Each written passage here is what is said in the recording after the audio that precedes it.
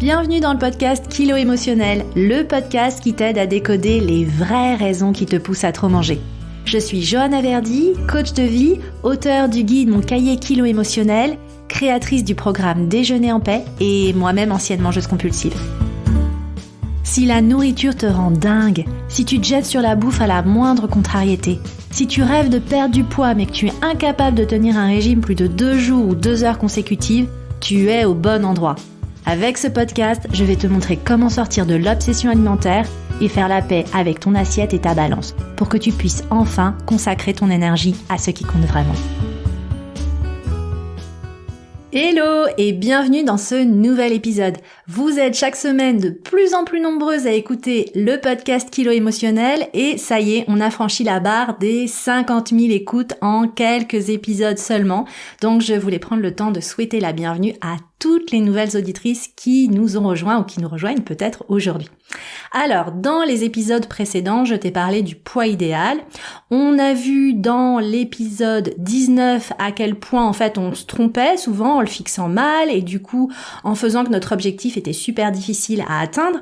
Et dans l'épisode 20, on a été explorer les raisons pour lesquelles c'est si difficile de maintenir la perte de poids.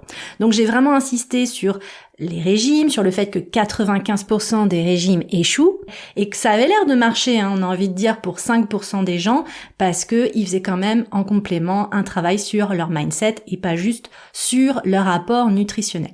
Mais aujourd'hui, je voudrais te parler de femmes qui ne sont plus dans ces statistiques. Ces femmes, ce sont les femmes que j'ai accompagnées et qui perdent aujourd'hui du poids ou qui maintiennent tout simplement un poids stable, sans effort, sans y penser et sans régime amaigrissant. Alors oui, elles font plus de régime amaigrissant, donc elles sortent littéralement de ces statistiques. Ces femmes, elles ont décidé d'adopter une autre méthode et ça marche. Et j'ai échangé encore récemment sur Instagram avec Mélodie, qui est une ancienne participante de mon programme Déjeuner en paix, qui partageait une photo d'elle magnifique avec une superbe robe estivale jaune. Et je lui disais, Mélodie, est-ce que tu m'autorises à partager cette photo pour montrer en fait que le but, c'est de faire ce que tu es arrivé à faire, c'est-à-dire de te mettre en valeur sans attendre ta perte de poids. Parce que Mélodie, sur sa photo, elle reste toujours une femme pulpeuse avec des formes. Et elle m'a répondu, coucou Joanne, écoute, aucun souci, j'aurais pas pensé dire ça avant, mais pas de problème, tu peux partager ma photo. Et d'ailleurs, depuis cette photo, j'ai perdu quelque chose comme 8 kilos sans rien faire de particulier. Et c'est vraiment ça aujourd'hui, c'est vraiment cette facilité, cette simplicité que je voudrais commencer à initier avec toi dans cet épisode aujourd'hui. Qu'est-ce qui fait que les personnes qui ont travaillé avec moi peuvent aujourd'hui stabiliser ou perdre du poids sans le faire exprès, sans faire d'efforts, sans faire quoi que ce soit de particulier, sans suivre un régime amaigrissant? C'est ce dont on va parler dans l'épisode d'aujourd'hui. Au programme de l'épisode d'aujourd'hui, je vais t'expliquer cette erreur que tu fais très certainement et qui t'empêche de perdre du poids ou de stabiliser ton poids. Et ensuite, je vais t'expliquer en détail les 3 piliers sur lesquels tu vas devoir travailler de façon complémentaire pour enfin pouvoir espérer une perte de poids saine et durable et surtout sortir de l'obsession alimentaire pour de bon. Et puis, à la fin de l'épisode, je vais te montrer tout simplement ce qui va potentiellement changer pour toi quand tu vas mettre cela en place. Et j'ai demandé à certaines anciennes du programme de tout simplement parler de leur expérience parce qu'il n'y a rien de mieux que des personnes qui ont vraiment vécu cette transformation et qui aujourd'hui en tirent le bénéfice pour pouvoir t'encourager à envisager toi aussi autre chose. Alors, pour commencer cet épisode, je voudrais déjà qu'on mettre les projecteurs sur cette erreur qui t'empêche de perdre du poids ou de stabiliser ton poids. Alors j'espère que t'es prête parce que c'est complètement contre-intuitif. L'erreur qui t'empêche de perdre du poids et de stabiliser ton poids aujourd'hui, c'est qu'en fait, tu veux perdre du poids. Tu cherches à perdre du poids. Et c'est quand même fou, mais plus tu cherches à perdre du poids et plus ce que tu trouves, c'est une prise de poids. Et je sais que t'es pas forcément prête à entendre tout ça, mais j'ai besoin de te le dire. Aujourd'hui, ta volonté de perdre du poids, c'est ce qui te prend toute ta bande passante, toute ton attention, toute ton énergie. Ton échec ou ton succès dans la vie, ça dépend de ton poids sur la balance. Ton poids, c'est un truc que tu penses contrôler, mais qu'en fait, tu contrôles pas tant que ça. On en a déjà parlé, t'as les hormones de ton cycle féminin qui entrent en jeu, les hormones du stress, la composition de ton bol alimentaire, le mouvement de tes intestins. En vrai, t'as pas un contrôle total sur ton poids, t'es pas une pâte à modeler que tu pourrais vraiment contrôler et façonner à ta guise. Et rends-toi compte que plus tu cherches à perdre, moins ça marche. Et pourquoi ça marche pas ? Parce que dans ta quête de perte de poids, déjà tu t'appuies sur la restriction alimentaire. Pour toi, maigrir, c'est manger moins, maigrir, c'est contrôler, que ce soit les calories, que ce soit le nombre de points Weight Watchers. Pour toi, perdre du poids, c'est aussi faire du sport. Le truc, c'est que souvent, en fait, c'est pas ton truc de faire du sport, que tu procrastines sur le sujet, donc tu penses encore plus que tout repose sur ce que tu manges, sur tes choix alimentaires, et t'es encore plus enfermé dans l'obsession du sujet de ton assiette.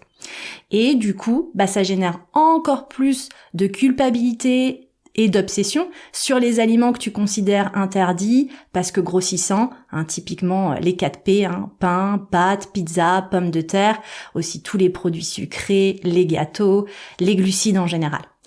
Donc tu penses que le seul problème de ta vie, c'est ton poids, que l'objectif principal de ta vie, c'est perdre du poids, et que quand ça se sera coché, ça se sera réglé, tu n'auras plus aucun souci et tout le reste s'arrangera comme par magie. Donc vraiment, ça prend toute la bande passante. Mais au fond de toi, tu le sais, ça ne marche pas. Ça déclenche encore plus de compulsions alimentaires et donc de la suralimentation. Et je t'explique tout ça dans l'épisode 2, tout savoir sur les compulsions alimentaires. Et donc tu vois ce paradoxe fou, c'est que plus t'essaies de maigrir, et plus tu grossis. Et si tu me crois pas, c'est simple, repense à ton premier régime. T'avais quel âge ? Tu pesais combien ?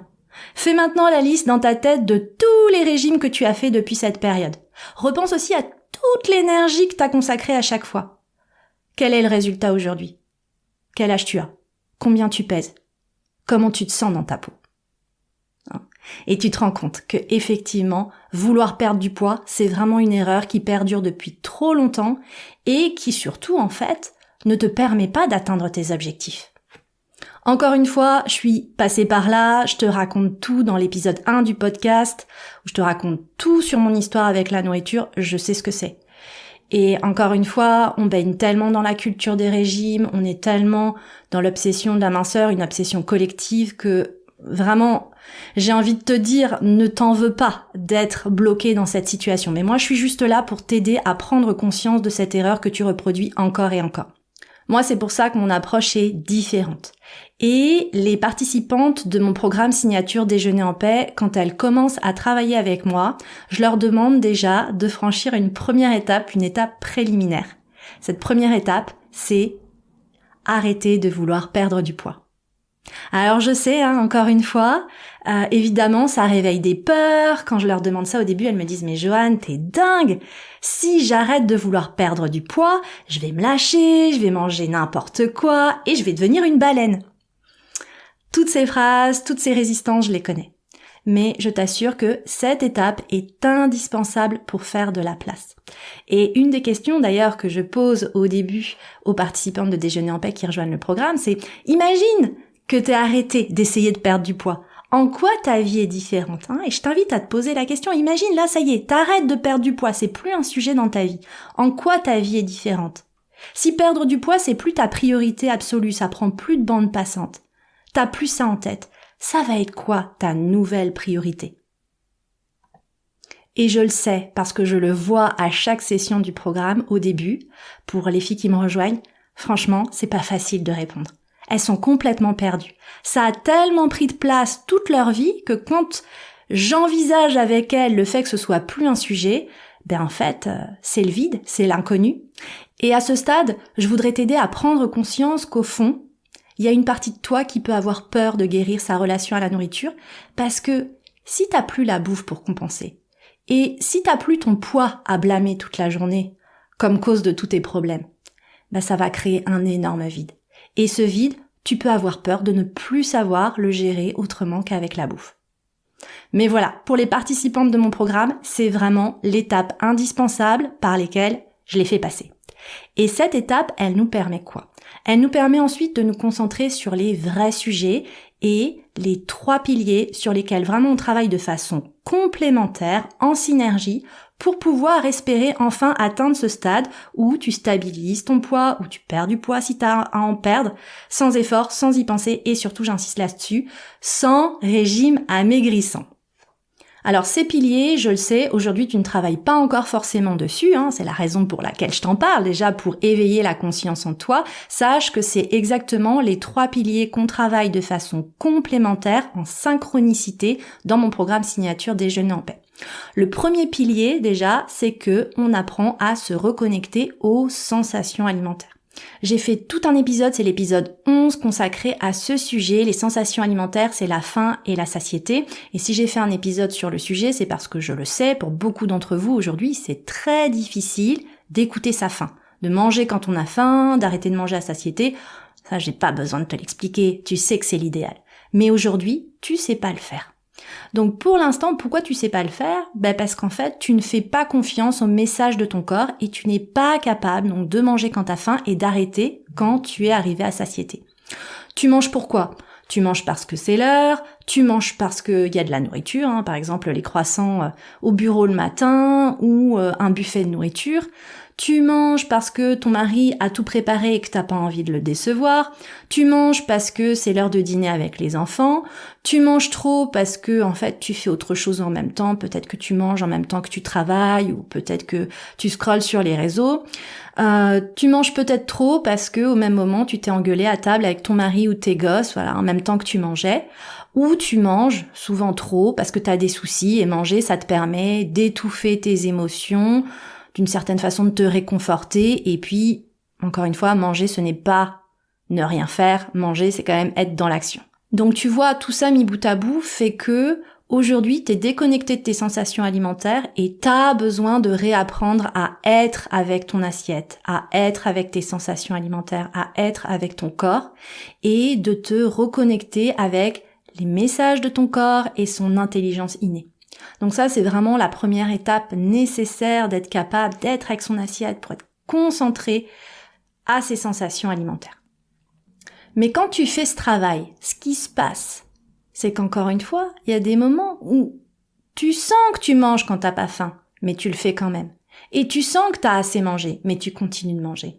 Donc quand on fait ce travail de reconnexion aux sensations alimentaires, c'est quoi le bénéfice ? C'est qu'on va pouvoir commencer à travailler sur le deuxième pilier, qui est les croyances.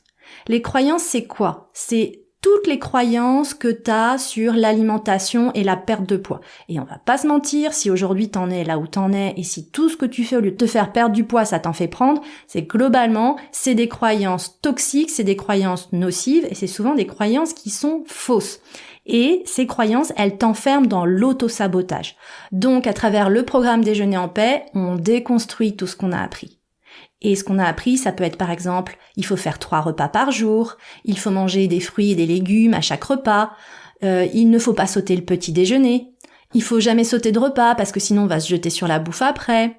Ces croyances, ça peut être aussi de toujours avoir un snack dans son sac à main pour pas être tenté par des cochonneries si on a un petit creux. Ça peut être manger au cas où pour ne pas avoir faim plus tard, typiquement manger un œuf avant d'aller à un apéro avec les copains pour pas se jeter sur les cacahuètes. Ces croyances, ça peut être aussi s'interdire de manger parce qu'on considère qu'on a trop mangé au repas d'avant ou la veille, parce qu'on a déjà trop grossi, on s'est pesé le matin, on se dit non mais là aujourd'hui c'est ceinture, ou alors on a utilisé tout notre quota de points Weight Watchers ou de calories. Et nos croyances, ça peut être aussi autour de tous les aliments interdits, donc on mange pas certains aliments, que ce soit les aliments grossissants que j'ai évoqués avant, ou que ce soit le gâteau d'anniversaire de ton gosse, parce que tu te dis que ça va te faire grossir et c'est juste pas possible. Donc tu vois, cette liste, elle est pas du tout exhaustive, mais chacune en fonction de son éducation, en fonction de son histoire du poids, en fonction aussi de son histoire avec les régimes, on a toutes en nous un paquet de croyances et de pensées qui sont vraiment profondément ancrées, et toutes ces règles qui sont souvent nutritionnelles, qui sont diététiques, elles font que aujourd'hui, tu comptes les calories de tes carottes le midi, tout ça pour te jeter sur le frigo le soir en rentrant. Et je t'invite vraiment à méditer là-dessus. Repense à ces journées où tu t'es fixé des règles, tout ça pour que 2 heures plus tard, en fait, ces règles, elles éclatent en 1000 morceaux. Donc ces règles, encore une fois, si elles éclatent systématiquement, c'est qu'elles ne sont pas justes, elles ne sont pas bonnes pour toi, elles ne sont pas pérennes, et ton corps, tout simplement, il se rebelle et il est pas d'accord. Donc t'as l'impression d'être une bête féroce qui ne sait pas contrôler. La réalité, c'est que tu viens apporter de la restriction et du contrôle, alors qu'en fait, c'est inutile. Ton corps, il sait ce dont tu as besoin et quand tu en as besoin. Et l'idée, c'est de sortir de ce combat permanent entre les signaux de ton corps et les croyances et les pensées qui relèvent seulement de ton intellect et qui tournent en boucle dans ta tête. Et tu vois, quand on fait le grand ménage, d'abord en se connectant aux sensations alimentaires et ensuite en déconstruisant toutes les croyances toxiques qu'on avait transportées avec nous, en fait, ça laisse beaucoup de place. Et ça laisse de la place pour quoi ? Pour accéder aux émotions qu'on cherchait jusqu'à présent à anesthésier. Et aujourd'hui, t'as peut-être un petit peu avancé dans ton niveau de conscience, t'as compris que ton problème c'était pas juste la nourriture, ton problème c'était ta façon de gérer les émotions, et tu penses peut-être que la clé, ça va être d'apprendre à gérer le stress, l'ennui, l'anxiété, la colère, la frustration autrement qu'en mangeant. Et j'ai envie de te dire, c'est vrai, mais c'est un peu plus compliqué que les apparences. Quand tu commences à regarder au bon endroit, tu vois plus tes compulsions alimentaires de la même façon. Tu commences à voir dans tes compulsions alimentaires un signal d'alarme de quelque chose qui va pas. Et toi, ce que tu identifies, c'est, je vais te dire, l'émotion un petit peu en surface. Je suis stressée, je suis anxieuse, je m'ennuie, je suis seule, etc. La réalité, c'est qu'en fait, et c'est le travail qu'on fait dans le programme, tout ça, ce ne sont que des répliques de traumatismes, de tsunamis émotionnels qui ont eu généralement lieu beaucoup plus tôt dans la vie, en général dans la petite enfance, dans l'adolescence. Et ces blessures, elles viennent se réactiver aujourd'hui à cause de micro-événements du présent. Donc tu vois, la dernière étape, ce dernier pilier qu'on travaille, c'est vraiment cette prise de conscience des parties de nous blessées qui se réactivent aujourd'hui et qui ne savent pas gérer les choses autrement qu'en mangeant. Pour pouvoir approfondir ces sujets, je t'invite vraiment à écouter ou réécouter les épisodes 13 et 14. 13, c'est sur les relations toxiques. 14, c'est sur les blessures de l'enfance qui se réactivent à l'âge adulte. Parce que c'est vraiment ça le travail qu'on fait. Et on vient apporter la réparation nécessaire. Et j'insiste sur le fait que cette réparation, c'est différent de ce que peut apporter la psychothérapie. Il y a vraiment une différence entre la psychothérapie et le coaching. En psychothérapie, on a tendance à creuser le passé. C'est un travail qui finalement est assez intellectuel. On intellectualise les choses, on essaye de comprendre les rouages, les enchaînements, les chaînes de causalité. Ah ok, il m'est arrivé ça parce que au collège, gna gna gna, parce que mes parents ont divorcé quand j'avais 4 ans, parce que ci, parce que ça. Pour avoir fait 3 ans de psychothérapie, je peux vraiment en parler en connaissance de cause, c'est qu'il y a une partie de nous qui est un petit peu réconfortée par le fait de comprendre, mais malheureusement, comprendre, ça ne suffit pas à guérir, ça ne suffit pas à réparer. Et moi, je me souviens très bien en sortant de mes séances de thérapie, il y avait une partie de moi qui se sentait un petit peu soulagée, j'avais déposé des choses, j'avais verbalisé des choses, mais paradoxalement, en fait, j'étais toujours titillée par les micro-événements du présent qui continuaient de me faire manger et ça n'a pas réglé mes compulsions alimentaires. Là, le travail de réparation qu'on fait, c'est un travail de réparation et d'intégration émotionnelle. Et c'est un travail que jusqu'à présent, j'arrive quand même à obtenir essentiellement par le travail en groupe. Pourquoi ? Parce que quand on est en groupe, il y a un effet miroir. C'est-à-dire qu'une personne va partager son expérience et là, tu te dis « Waouh !» Ce qu'elle raconte là, cette nana, mais c'est moi, c'est trop moi, je pourrais utiliser les mêmes mots, je pourrais dire ce qu'elle dit. Le truc, tu vois pas mes mains là, mais elles se décollent l'une de l'autre, le truc, c'est que cette autre personne, ce n'est pas toi. Cette autre expérience, ce n'est pas la tienne. Et donc, quand t'assistes à ça, t'as vraiment, et ça me le fait là, au moment où j'enregistre cet épisode, t'as comme la chair de poule. T'as un courant électrique qui te parcourt tout le corps. Et là, en fait, tu comprends pas avec ton intellect. C'est vraiment une intégration émotionnelle, une intégration corporelle, t'intègres. Et ça fait vraiment toute la différence. Ce qui est très puissant aussi avec l'approche de groupe, c'est que les autres vont t'aider à remonter des trucs que t'as refoulés par ton inconscient. Parce qu'on va pas se mentir, en thérapie et même d'ailleurs en coaching individuel, tu peux avoir le meilleur accompagnant possible. Il y a un moment quand ton inconscient refoule des trucs, quand ton inconscient il a pas envie de faire remonter certaines douleurs ou certaines blessures du passé, franchement ça va rester enfoui. Là, avec les autres participantes, en fait, la parole, elle est libérée. Et si toi, t'arrives pas à libérer certains nœuds et certains sujets, d'autres personnes vont le faire pour toi. Donc, ta réparation, elle se fait non seulement à travers ta propre expérience, mais aussi et surtout à travers l'expérience de l'autre. Et ça permet tout simplement de contourner toutes les résistances que tu peux avoir. Donc, c'est vraiment ça qui est ultra puissant. Donc quand tu fais vraiment ce travail sur les 3 piliers de façon combinée, donc à la fois sur les sensations alimentaires, sur la déconstruction des croyances et sur ce travail de réparation émotionnelle, là en fait j'ai envie de te dire, t'as un résultat qui est global parce qu'on travaille pas juste sur ta relation à la nourriture, on travaille sur ton identité et tu découvres enfin qui tu es, ce que tu vaux et ce que tu veux. Tu prends conscience de ta valeur, tu prends conscience des vrais problèmes et tu dégages enfin la clairvoyance nécessaire pour apporter des changements ou trouver des solutions. Ta relation à toi-même change, ta relation aux autres change. Et niveau poids, en fait, ton poids, il se stabilise, tout simplement, ou alors tu vas en perdre sans rien faire si vraiment tu as du poids à perdre. La différence, elle est juste énorme parce qu'en fait, tu ne fais plus jamais de régime de ta vie. Et pour être honnête, les anciennes m'en parlent souvent, ton regard change sur le sujet. C'est-à-dire que quand tu fais ce travail de libération, quand tu sors de l'obsession alimentaire et que tu redeviens une mangeuse régulée, en fait, t'as de la peine pour les autres. T'as de la peine pour celles et ceux qui suivent des régimes et t'es mal à l'aise quand ta meilleure amie, elle dit à son fils « Ok pour la glace ce midi, mais demain faudra faire attention et ce sera yaourt nature. » Quand tu fais ce travail, ton regard change. C'est comme si la paire de lunettes à travers laquelle tu voyais la vie change. Et moi, à titre personnel, c'est ce changement que j'ai opéré il y a 6 ans et c'est ce changement dans lequel j'ai accompagné déjà plus de 500 femmes à travers le programme Déjeuner en paix. Alors bon, Déjeuner en paix, je vais pas te mentir, c'est mon bébé, c'est mon programme signature, j'en suis extrêmement fière et je pourrais te parler de ce sujet pendant des heures, mais je préfère laisser la parole à certaines des anciennes qui ne pensaient pas le faire, mais qui à la fin du programme ont accepté en vidéo, donc à visage découvert, de partager leur expérience. Et là, je vais t'extraire quelques extraits audio pour que tu puisses tout simplement accueillir leurs témoignages et bénéficier de leur expérience. Parce que, encore une fois, si elles l'ont fait, elles sont pas mieux que toi, elles ont rien de plus extraordinaire, c'est juste qu'à un moment, elles ont pris conscience qu'elles avaient besoin d'autre chose, elles n'avaient pas envie de passer leur vie au régime, et donc elles ont décidé d'essayer autre chose, tout simplement. Je te laisse avec quelques extraits des témoignages de Isabelle, Marie et Valérie.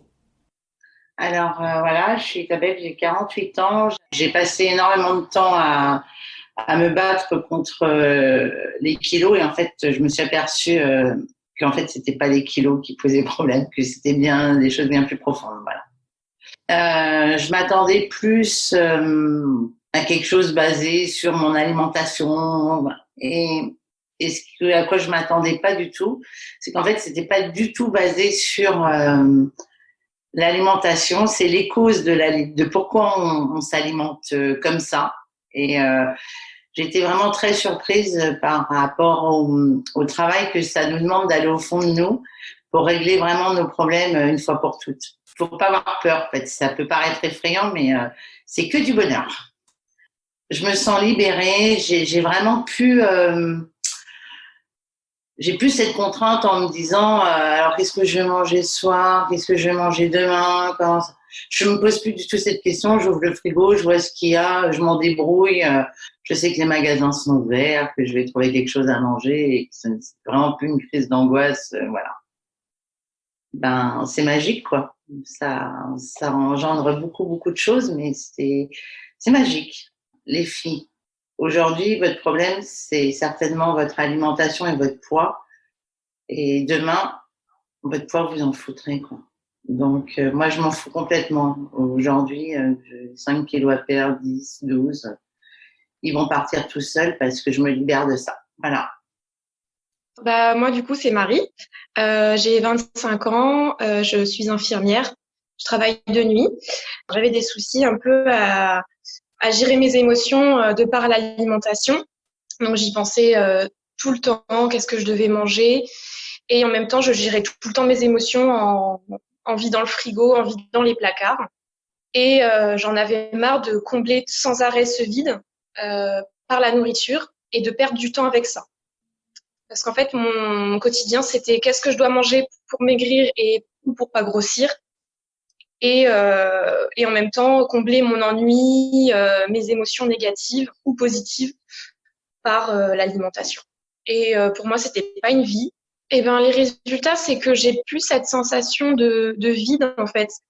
Moi, j'avais souvent cette sensation de vide, de combler un manque, en fait, par la nourriture.